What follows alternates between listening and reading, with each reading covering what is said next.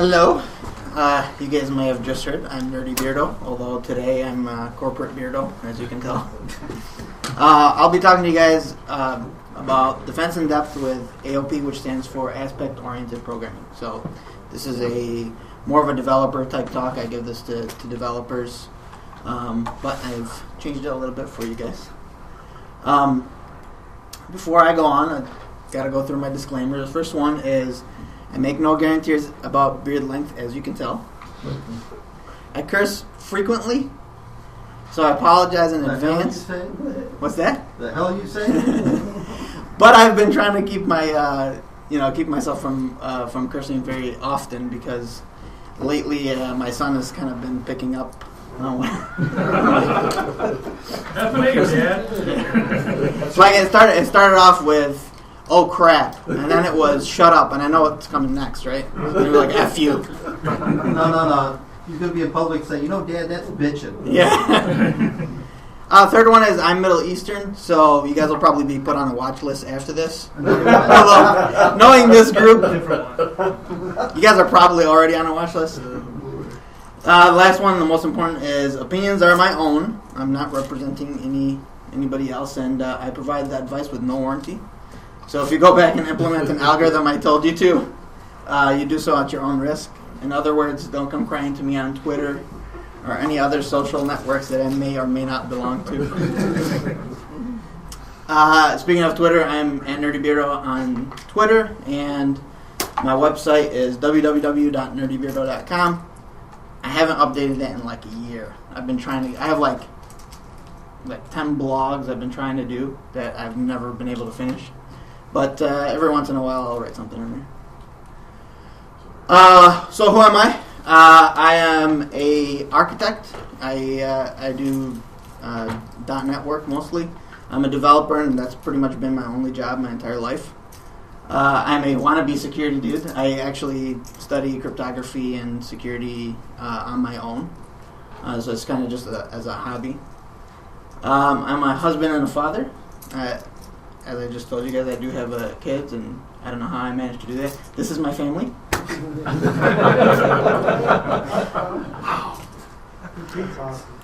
They get their beards from their mother. Yeah, definitely. Guess what? My credentials, it took me 11 years to get a college degree. I have no certifications except for I'm a certified Scrum Master. I'm also known as a Scum Master, or in some places a Dragon Master. Alright, I usually go through this with developers, but I don't think I have to, right? So usually I have to talk to them about why are we here? Why are there developers at security talks? So I don't think I have to really go through these. I usually have like one. These are the guys that got hacked all last year. Developers take a lot of convincing. So, how would I like you guys to approach this talk? So, first of all, this is not a solution to all your application security problems.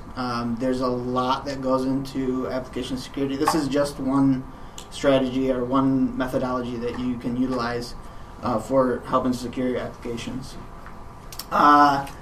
Software security doesn't always look logical to developers, especially. A lot of times they think that no matter what I do, things won't be secure. But it is logical when they're trained properly. And what we're looking for is defense strategies within applications. And strategies are harder than implementation. And I say that with an asterisk because it's for developers, strategies are much harder than implementation. A lot of times with the implementation, for example, as a developer, I don't have to worry about implementing AES cryptography. I have to be worried about implementing the strategy for utilizing that properly. That's why it's much harder. And cryptographers will even tell you that building cryptographic protocols is probably a lot harder than having to deal with which particular algorithms to use and implement. All right, defense in depth. So before I go on this, I know that a good friend of mine had said defense in depth is dead. So I'm here to prove that he is wrong. What? and right at the same time. So to talk about defense in depth, before I go on to the next one, I really think that we have to go all the way back to where defense in depth really started. So when it first started, it was a military strategy. It had nothing to do with computers or networks or applications or anything like that. So the situation is you're fighting a superior fighting force, and they have more resources, and they have more people in their army, and you're facing imminent disaster. So a defense in depth strategy in the military would be deploying your military units behind the front line, and then as the enemy advances through your defenses, you cause more and more casualties, and you're basically trying to get like a war of attrition. And then the goal is, instead of trying to stop them, you basically trying to slow down their advance. So the important thing here is it's more about maintaining control throughout the process than to just destroy the other side, as was typically the typical strategy in the past. So let's look at a very early example. This was the Battle of Cain.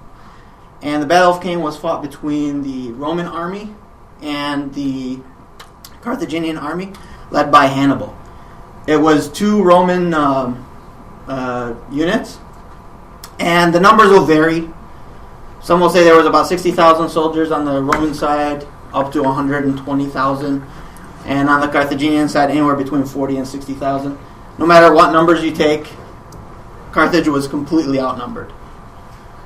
And what Hannibal did was he deployed he had the Spaniards, which were his front line.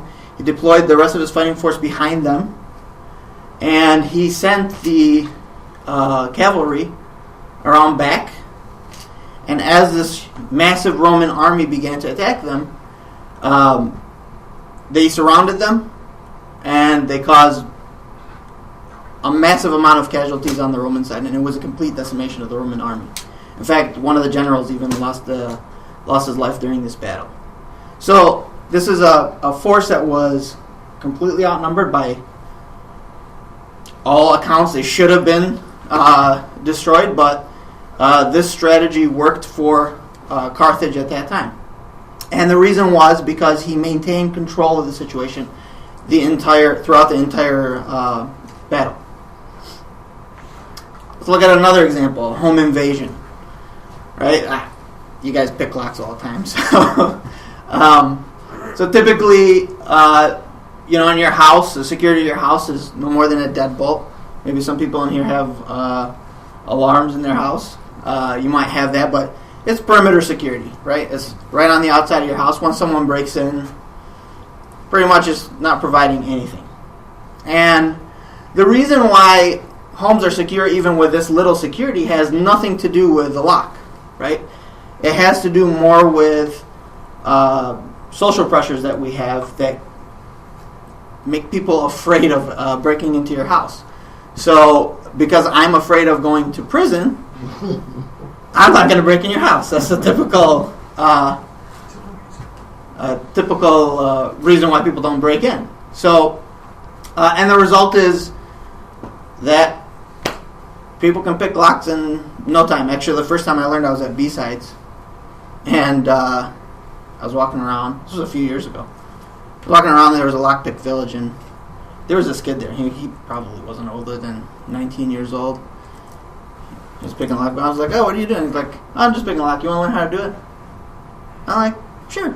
Me and John were there. So we sat down with him. He taught me how to pick a lock in like 5 minutes, and I was like, I hope this guy doesn't follow me home. But, it's little to no security. So, I wanted to find a example of defense in depth with home security. Obviously, putting camera systems and things like that, it's not necessarily defense in depth. So, I was looking for an example, and I think I found a good one.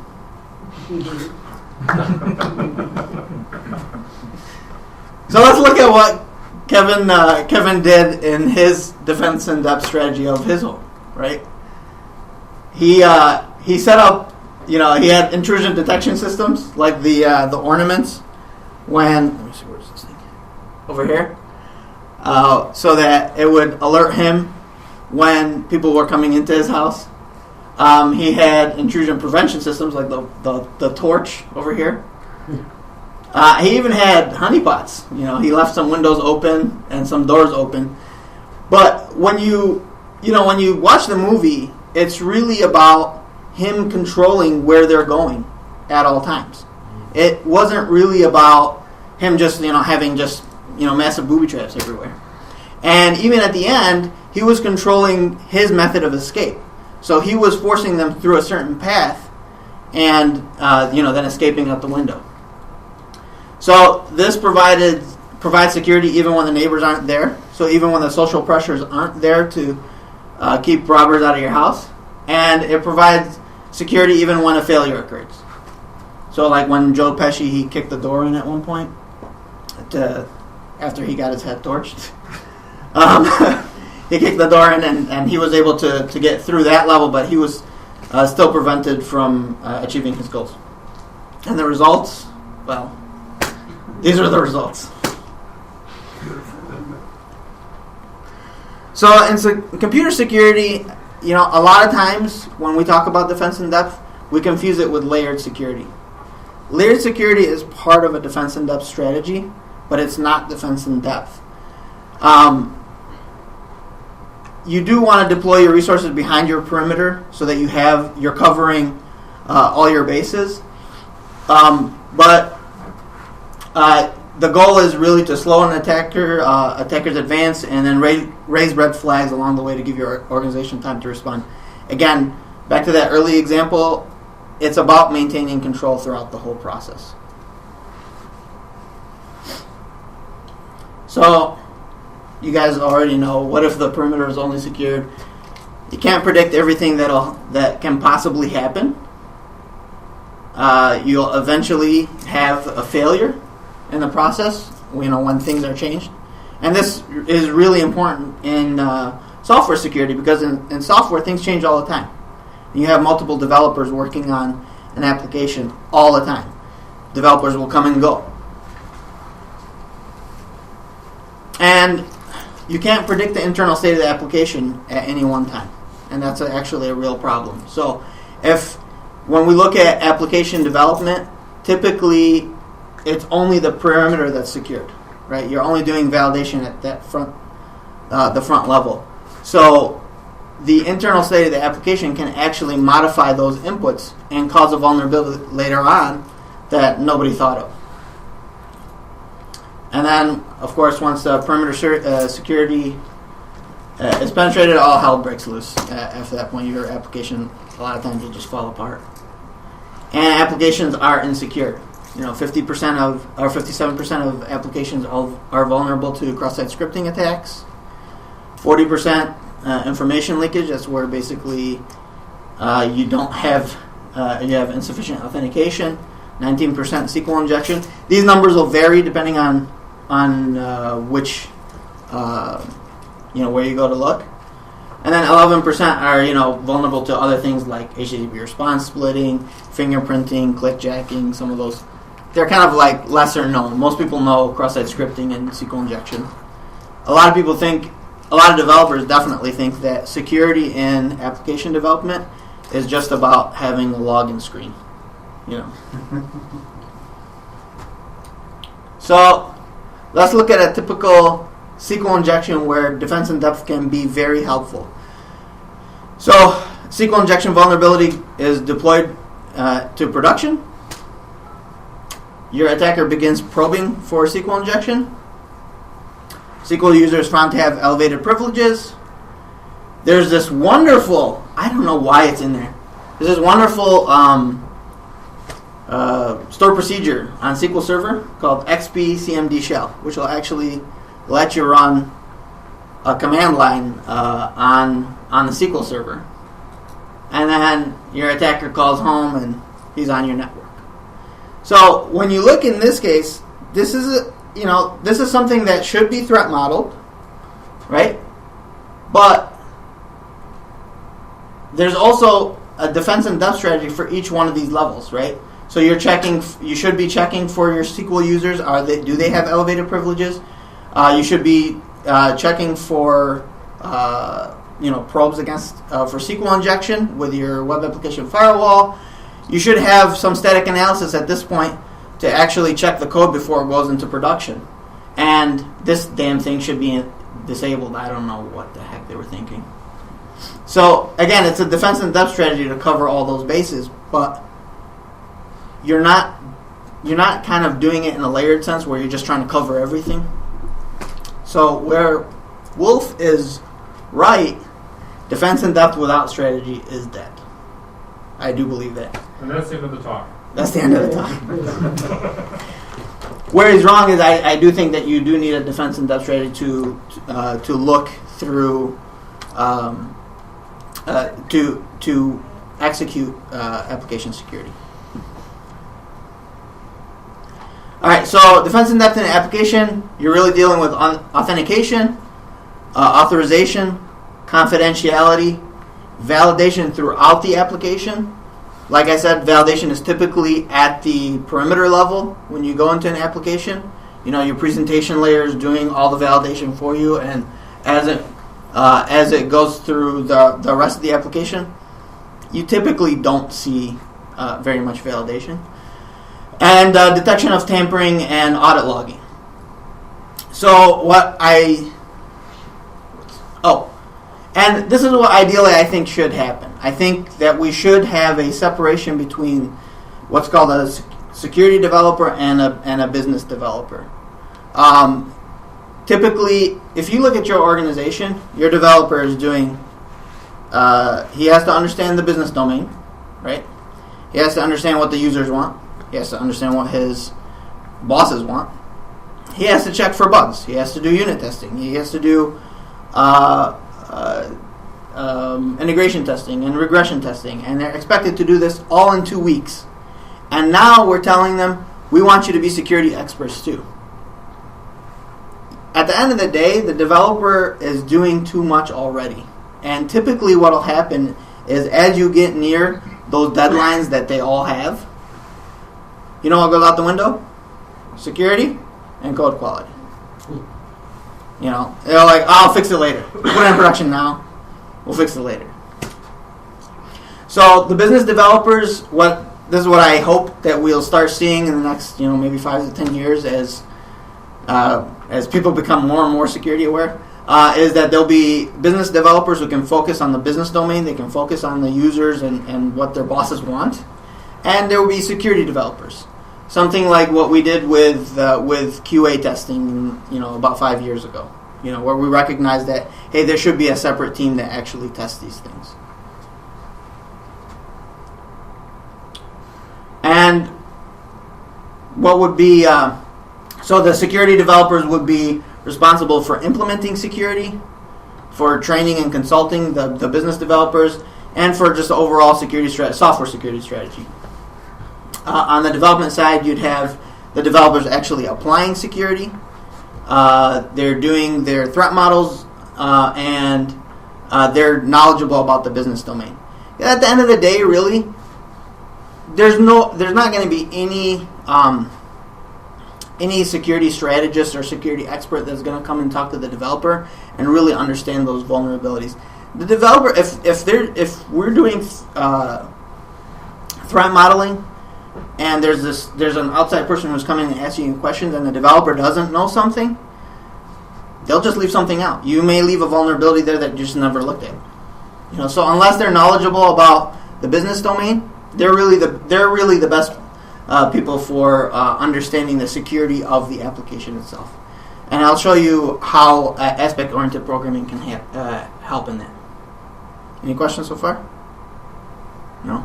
Cool. All right. So aspect-oriented programming. Anybody ever heard of it?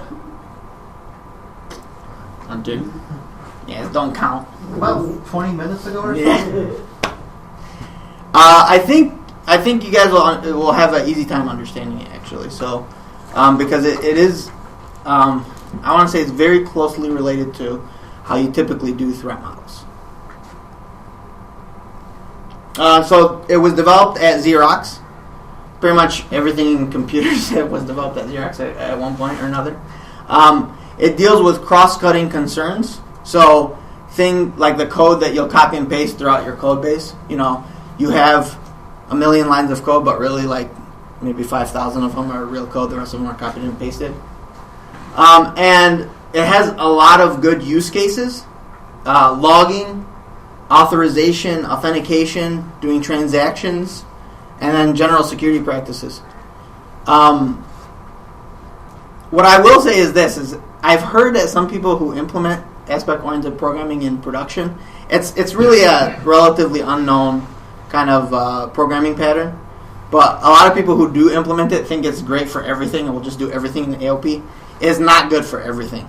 You know, a lot of times when you implement AOP, it's hard to debug. You'll be running in one place and it'll take you somewhere else.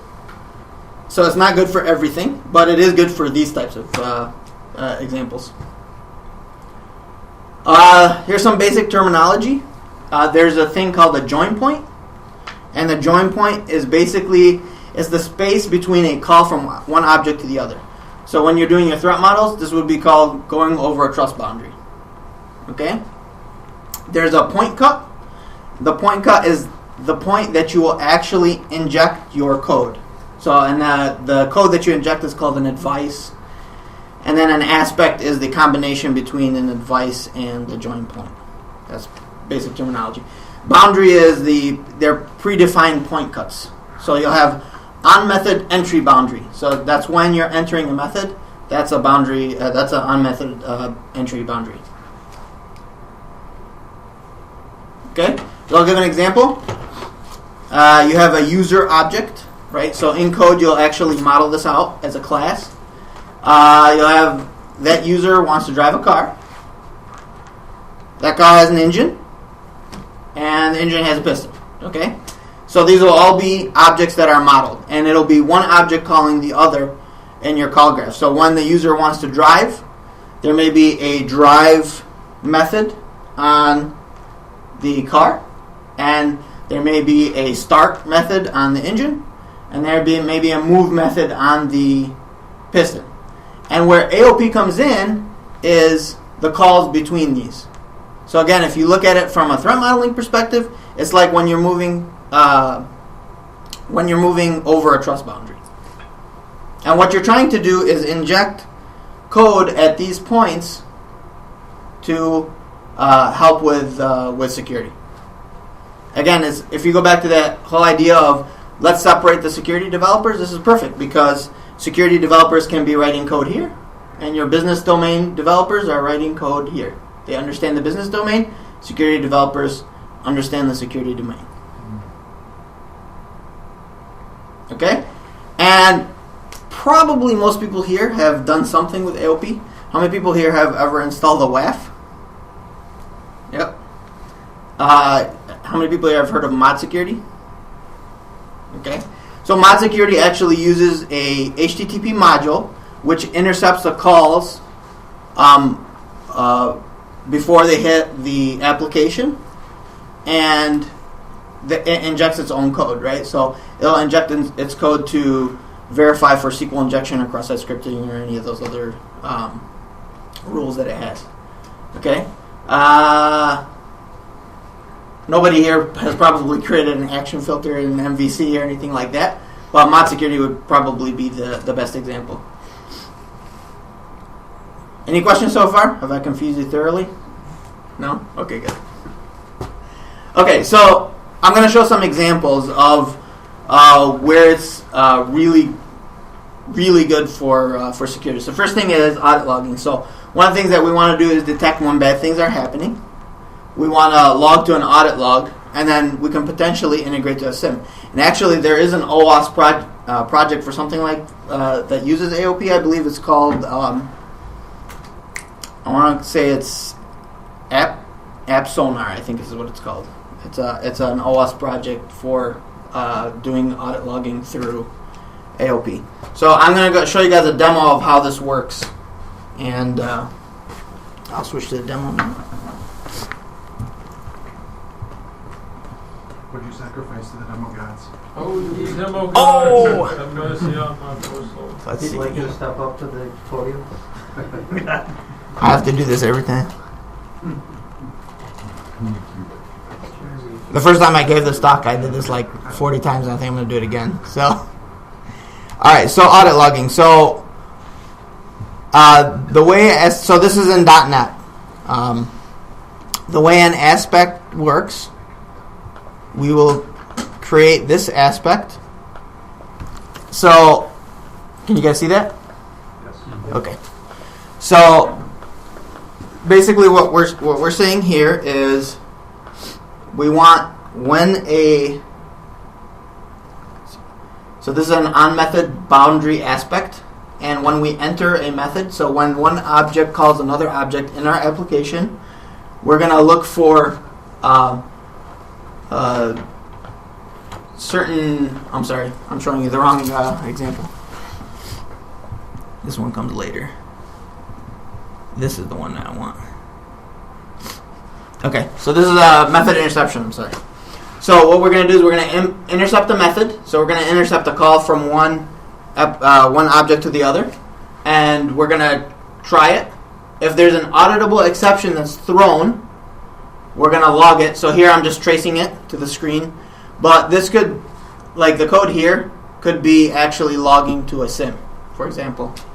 And then we're going to rethrow the exception as something else so that nobody sees what the internal exception has. So you're not like leaking errors about your application out. Okay, so this would be something that a security group would write. And the cool thing, in .NET at least, by the way, there's AOP frameworks for pretty much every language. So Java has one called Aspect J, and then PHP has one, and pretty much every framework has one. So in .NET, one of the things that you can do is in your assembly here, you stick this line of code in, and that line tells .NET every time a method is called, if there's an auditable exception thrown, I want you to log it to wherever I want it logged, and then I want you to rethrow it as something else. So I'll show you guys an example. Typically known as dev null. Definitely, yes. Actually, you can check for null references with AOP very easily, which is great. Okay, so here we're going to go through.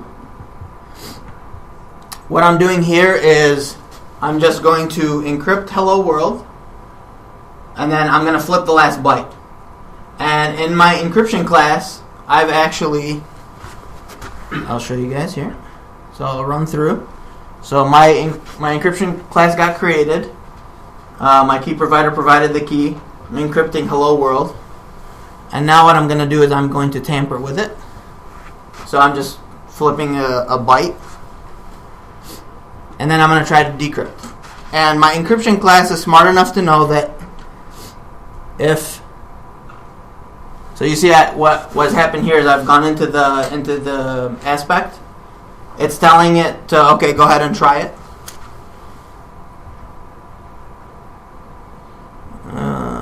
Here we go.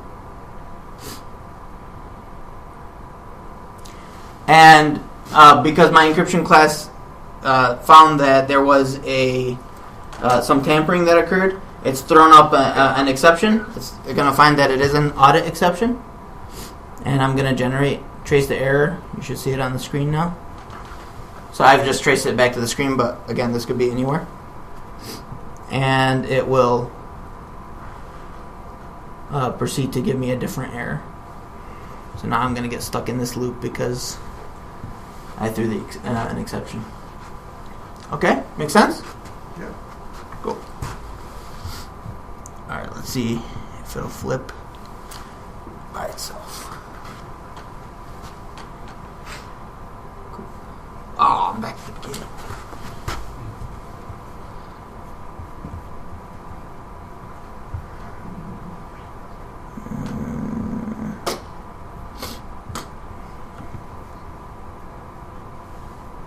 Turn out the lights. It's like mood lighting now. All right. Okay. So the other thing that AOP allows us to do is intercept methods and then manipulate the inputs and the outputs. So you can do things like, encrypt an output just on a method without the business developers really having to know anything about what encryption algorithm should I use, right? How should I manage my keys? Those can all be provided to them, and then it gives us the ability to actually abstract the security implementation away from the business domain and into the security domain. And then it gives us control over when to apply it. So let me show you a really simple example of encryption.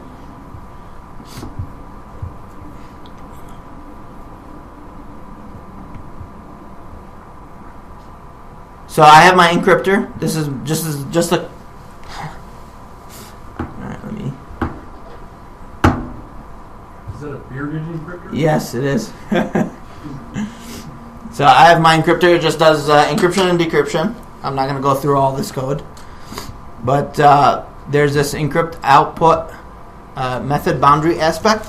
So what I'll do is I will intercept the method once it's successful. If the return value is a string, I mean, you can write any code you want in here, but this is just an example. If the return value is a string, then I will encrypt the output, and then that'll be the return value. So when I want to apply this, I'll go to here, a person service. You'll see here, I'm just returning a string, hello world. I'm not doing anything special to encrypt the output. All I'm saying is whatever output that this method gives, I want you to encrypt it. Okay? So, again, business domain, not responsible for the encryption. The security domain is really more responsible for it. So we'll show you a quick example. I mean, I don't know what the problem is. Everybody can use base 64. Base 64 is the best encryption ever. I'm not going to lie to you. I've seen it in production. I'm not going to lie to you. A guy was telling me a story, and I said, base 64, right? He goes, did I tell you this? I'm like, not you, but I've heard it before. Yeah. So here, I'm just printing to the screen. Okay. So as you can see, all I'm doing is returning a string. I'm not doing anything special. And this is my logger. I've been successful in returning the string. I'm creating the encryptor. And I am writing it out to the console. And there's my base 64 encrypted string. Although it is encrypted with two fish in this example.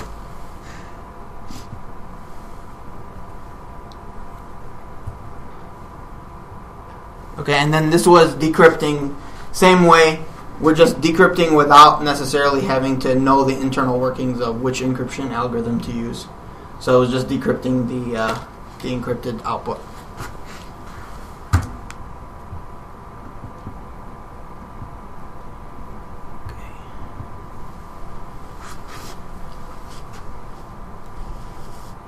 Okay, validation. This was the real challenge. And everybody had, when I started looking at this, a lot of people had tried encryption, decryption. Logging is kind of like the use case for AOP. In fact, logging is used so much in AOP that people think that that's all it's good for. But I wanted to do validation. So because we can intercept methods, we can also inspect the parameters. So as they're coming into and leaving the method, we can inspect them and look for certain security vulnerabilities, right? So we can do automatic validation of inputs into a method. This is an NTR architecture. Typical architecture, pretty much, any company does something like this. You may find applications that are just, one script, but typically they're not. You have some sort of presentation layer, right? In .NET, this is MVC. You'll have some sort of service layer, so your domain and your business services. You'll have a data layer, so something that's responsible for going back to to the database to get data and put data back in. And then you have what I call it a contracts layer. Different people call it different things. Some people call it the interface layer. You'll have the domain models and the contracts and your data models all in the contracts layer. Really, when you typically look at applications, this is where validation is done. Presentation layer, right? Once you get past there, the rest of these aren't really protected. So what we want to do is we want to provide protection as our models are going. So these are our models as it's moving through our application, right? These are the things that we want to protect. These are the things that we need to protect them. And you're actually, you're going over. This is what I'm calling the trust boundary within your application. As you're moving from layer to layer, you're going over some sort of trust boundary. So my first take at this, I was like, okay, I'm going to build a WAF inside my application. It's going to check everything. I'm going to apply all the firewall rules. I'm going to go through mod security and use kind of a similar type of system to run rules against everything. It was a really bad idea. It was very, very slow, and it was really difficult to implement. And you had to interrogate every single parameter for every possible attack, which would just take forever because you're doing it over and over again as you're validating your inputs. Just move it to the cloud. Awesome. Move it to the cloud and get like 40 instances, right? Yeah. And then you get a bill for like $50,000. You're like, hey, I thought this was cheap. Amazon loves security. I know they do because they blocked you one time. That's true. So this was the second take. This was to create a contract called the iValidate pattern. So if I have an object, let me go back a couple of steps. So if I have a domain object, something I'm trying to protect, that's moving through my application, I would implement this, and they call it implementing an interface. So this interface provides a template for me to look for security errors within this object. So my object starts off at the presentation layer. I may change it, move it to the next level. At that point, is it still secure? If it is, I'll let it go through. And then I'll check it again once it moves to my data layer. Once it's in my data layer, is it secure? If it is, then I'll save it back to my database, right? And you apply it to the domain model. And what you're doing is you're basically creating self-validating objects. These things that are moving through your applications, they're able to validate themselves. And then what we do is we look for iValidate in or using AOP. So we interrogate all the methods for iValidatable objects. And then if we find that this method takes in one of these objects, we'll validate the security of the object and let it go through. And there's two types of errors. There's validation errors and security errors. Validation errors are basically, this is a required parameter. I'm not going to throw a security error because someone forgot to type something in, right? But a security error may be there's a path traversal, right? Or there's a SQL injection, or there's cross-site scripting. I may, if I find those types of vulnerabilities within this object, then I'll take action on it. That make sense? Yes. So, when this gets loaded back into the domain model, is it writable only by the AOP, or is it writable by other parts? I mean, can you basically? I'm thinking like a web application that checks to see if it's admin by setting a flag admin. You just say, yeah, I'm the admin, and it goes by, right? So, can I set up? Is there a way for me to manipulate the saying, yeah, this is totally valid? If you're looking for those, then really no, because it's the object itself that's checking, right? So if the object says that I require to have admin privileges to make changes to this particular property, then really the only way to gain those privileges is to become admin somehow, right? But that's all going to depend on the particular implementation in each application. Did I answer your question? No, but I'll follow up later. No? Okay. All right, so let's look at an example. Maybe it'll help. So I did. I'm going to switch right now before I forget.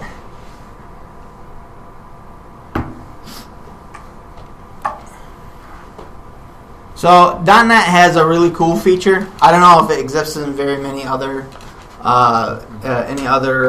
programming platforms, but it has a feature called the data annotations, which allows you to kind of apply security or apply validation on a particular object using meta programming rather than writing code to actually check for certain properties. So Java has it as well. it does? Okay, so in .NET, the way that you do it is we'll go here. So you'll have an attribute. So I have an example here of a path traversal. So here's the attribute for path traversal, and what this is doing is, I'm sorry, wrong one. Path traversal. Okay, so what this is looking for is certain patterns that would constitute like a path traversal attack, and again, this is something that would be written by security developers, not business developers. And what it's doing here is it's recursively going through, doing URL decode, and then once it's done decoding, when the value is equal to the decoded value, meaning that there's nothing more to decode, then it's checking to see if the values are within that array that I showed earlier. Okay, so it's checking for a path traversal on the particular property that this was applied on. I'll show you an example of how it's actually applied. So I have my domain object here, and I have a picture path as part of the domain object. And what I would do is I would just apply it. I would say this particular thing may be vulnerable to a path traversal. So again, the business developers, they would know their application. So they would know that, hey, I have a path to somewhere on the file system here. I want you to look for a path traversal, right? And what you can see is this domain object is implementing the iValidate pattern. And I created like a base class so that,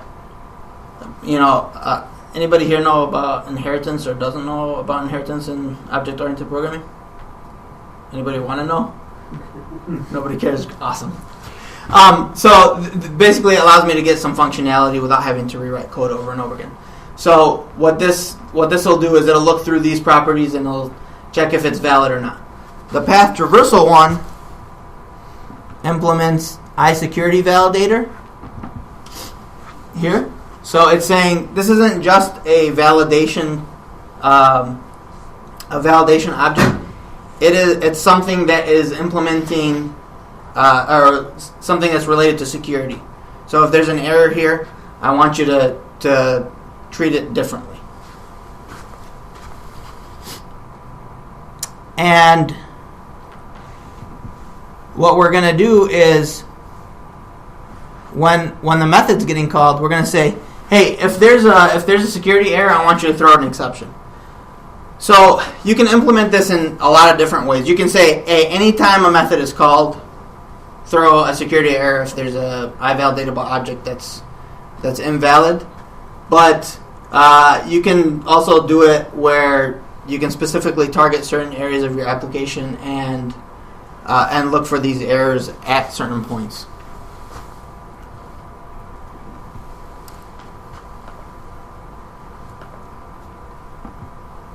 Run this. Okay, so I'm going to run through this and we'll see how it works. So here what I'm doing is I'm creating a new person, and there should be no validation errors. Oh, there should be validation errors, but not security errors, because first name and last name were not put in. So these are errors, but not security errors. And I'm going to contact them. So you can see here where we're actually going to be interrogating every single argument in this particular method. And then I'm looking for this part is just for caching, so you can ignore that. But I'm going to be looking for certain types of parameters. If it's an iValidate and it's not secure, then I'm going to throw this audit exception.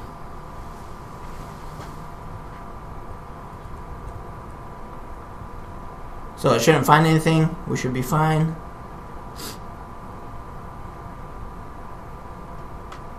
Okay?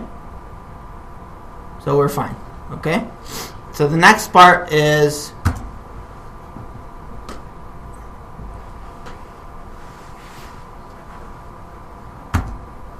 do we need to go through this again? All right.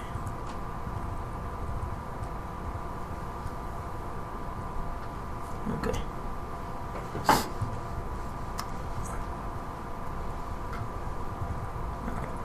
So then the next part is, well, what happens when there's a path traversal attack? Okay, for example. So I'll hit 6, I'll run it. I'm going to create my domain model. I'm going to set the path to this .. backslash, so it looks like there's a path traversal. And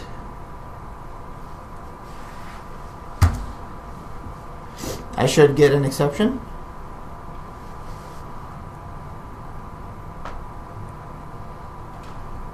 And there's my exception that's returned.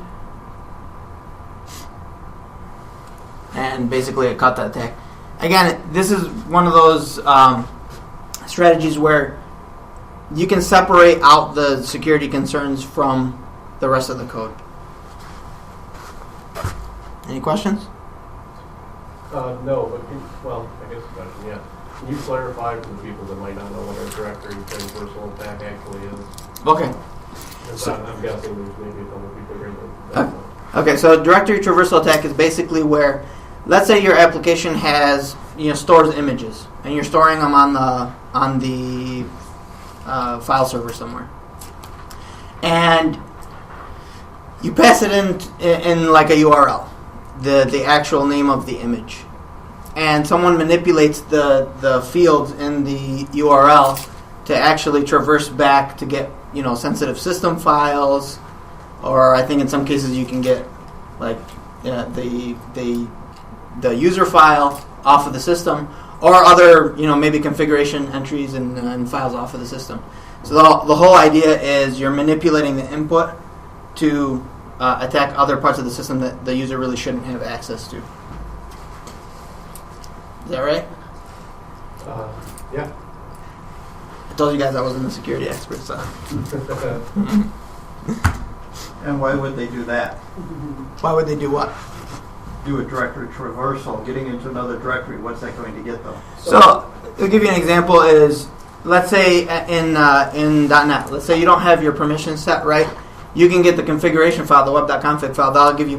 That may give you passwords to the SQL server for you to pivot and do other attacks. That could give you other sensitive files off of the system. That may allow them, let's say that you're serving up PDFs and the PDFs are sensitive to a particular user. That may give them access to files that they really shouldn't have access to. They may be part of the application. It could be configuration. It could be system files off of the system. What if they can write to a directory? It really depends on how the code is written. And that's correct too. So if you're writing and you're sending the path into your application, they can actually write to other areas of the system that they really shouldn't have access to. And what kind of things might they want to write? I'm kind of trying to lead you down the path here. They can write,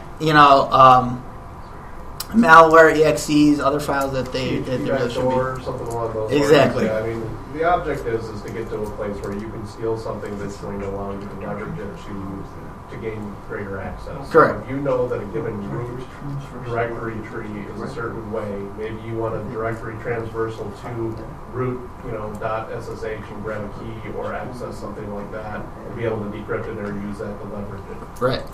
And or upload a backdoor to allow you to then have different types of control. Correct. Yep.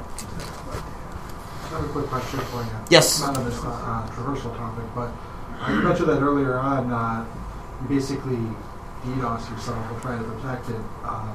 But even when done right or doing this iValidate method, are there still concerns that by intercepting these calls or being at those trust boundaries that things slow down? I mean, I find that developers are very sensitive about don't run AV on my system because it's going to slow down my compile time. Yeah. Actually, Loaded code. let me go to the next slide. So, all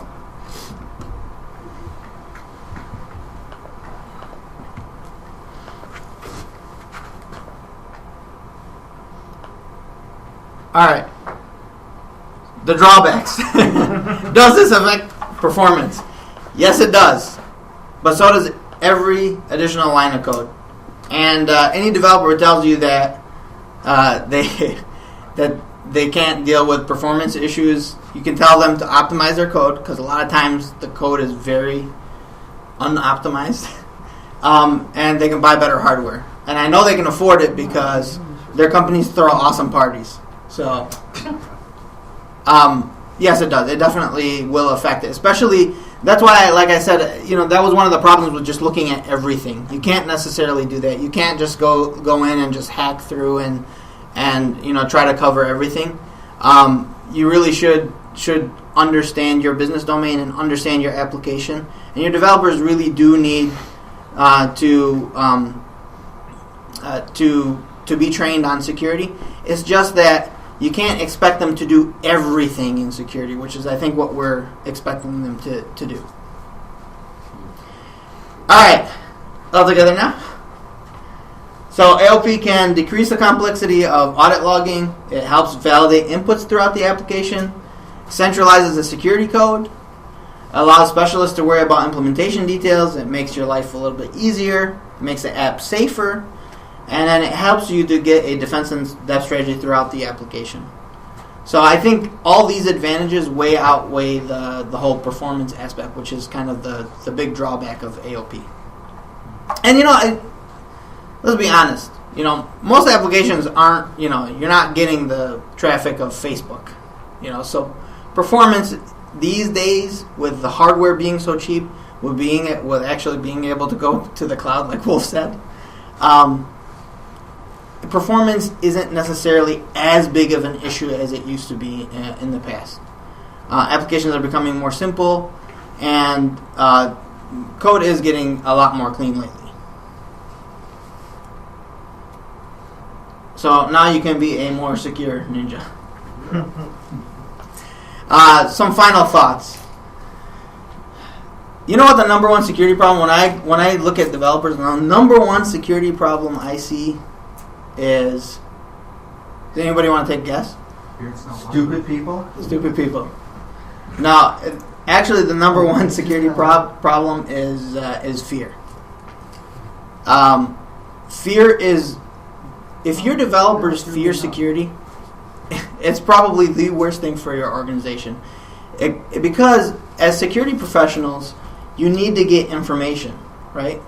And having the right information at the right time, as early as possible, can make a big difference when you're dealing with an incident.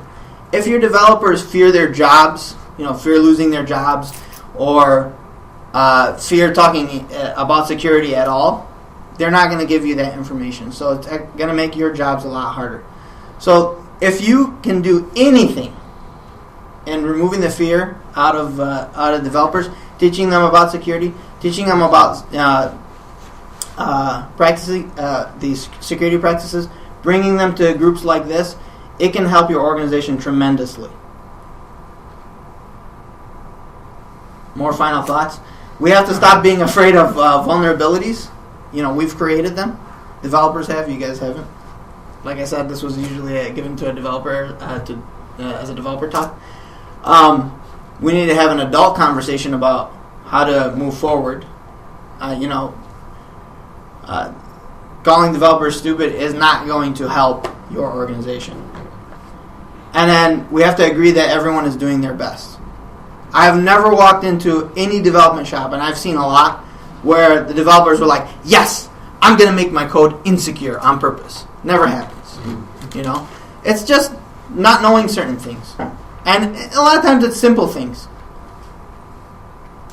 And then we also have to realize that moving forward in security calls us to look back at our old code.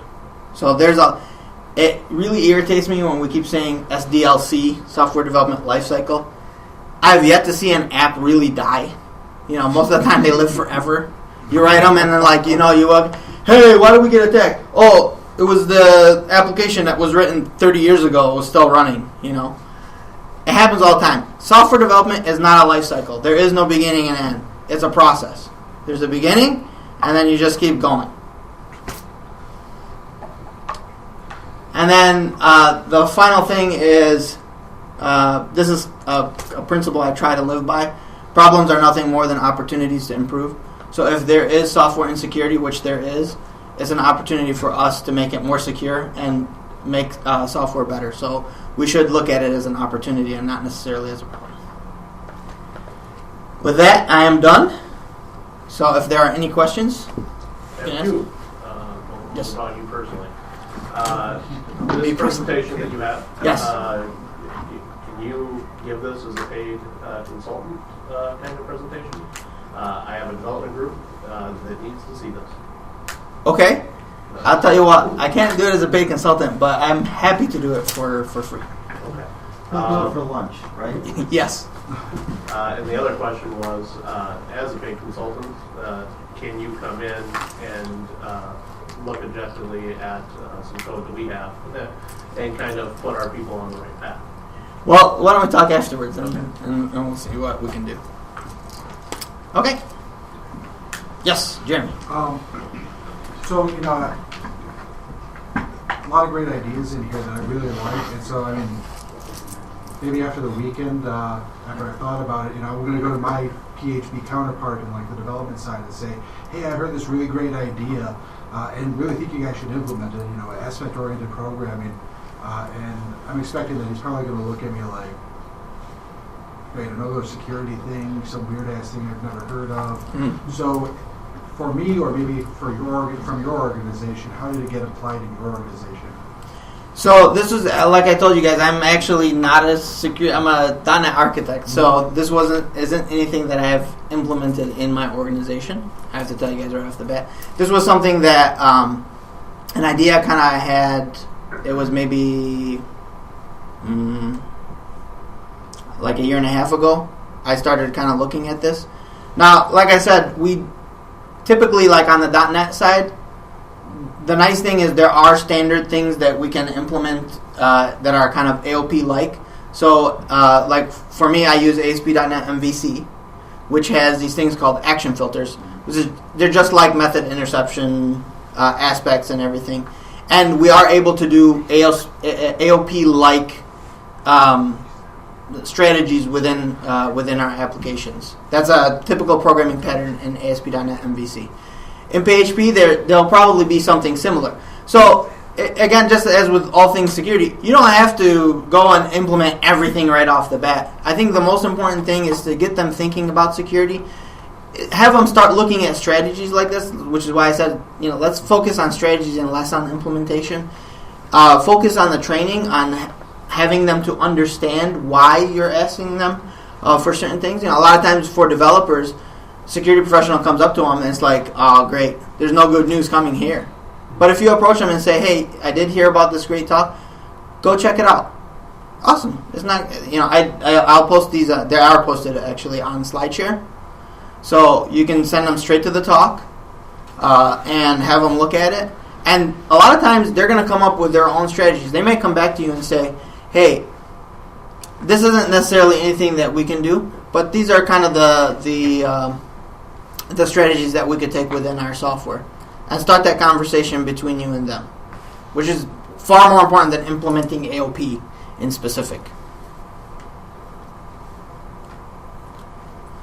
Anything else? No? No. Okay, thank you guys.